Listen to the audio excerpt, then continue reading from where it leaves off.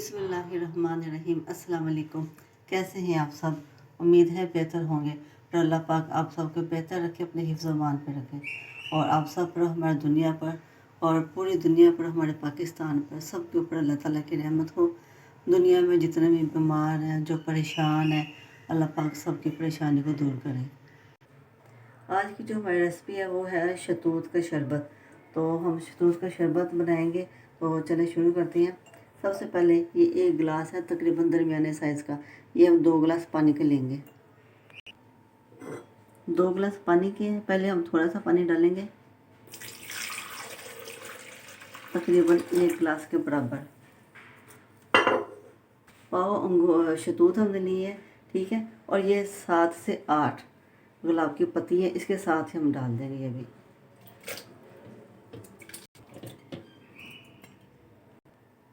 ये देखिए, ये ½ टी स्पून हमारे पास नमक है, वो डालेंगे।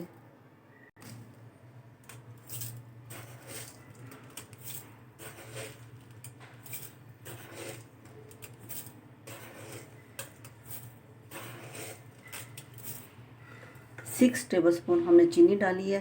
तो 2 गिलास हमारे पास बन जाएंगे शहतूत के। पाव से ज़्यादा थे शहतूत, और उससे हम मीडियम जो सा गिलास है ना, वो हम 3 होंगे तैयार। 2 तो जो पानी डालेंगे वो होगा, और तीसरी जो बर्फ़ डालेंगे ना, बर्फ़ का भी ज़ाहिर बाद में पानी बन जाता है, तो वो शामिल करके तकरीबन 3 गिलास बन जाएंगे हमारे पास शहतूत का शरबत।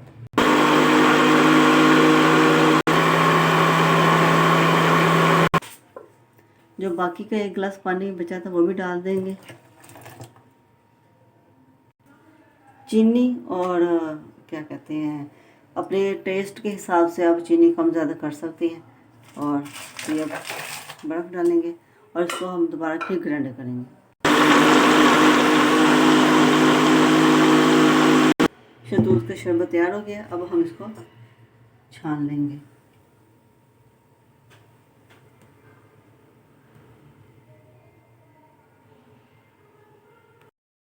हाँ जी, शहतूत का शरबत देखिए कितना ज़बरदस्त तैयार हो गया।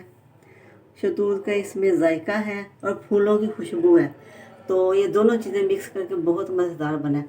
आप भी रमज़ान में ना दूसरे शरबत पीने से बेहतर है कि आप जो फलों का जूस बनाएं।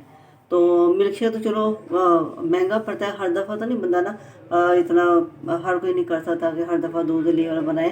तो लेकिन शरबत तो हम बना सकते हैं, और शरबत बनाने के लिए कोई ज़्यादा फल की ज़रूरत भी नहीं है। थोड़ा सा फल लें तो उससे 1-2 गिलास शरबत बन जाता है। तो आप भी बनाइए और पिए और खुश रहें, और अपनी दुआओं में मुझे ज़रूर याद रखें, और खुश रहें और सबको खुश रखें। अल्लाह हाफ़िज़।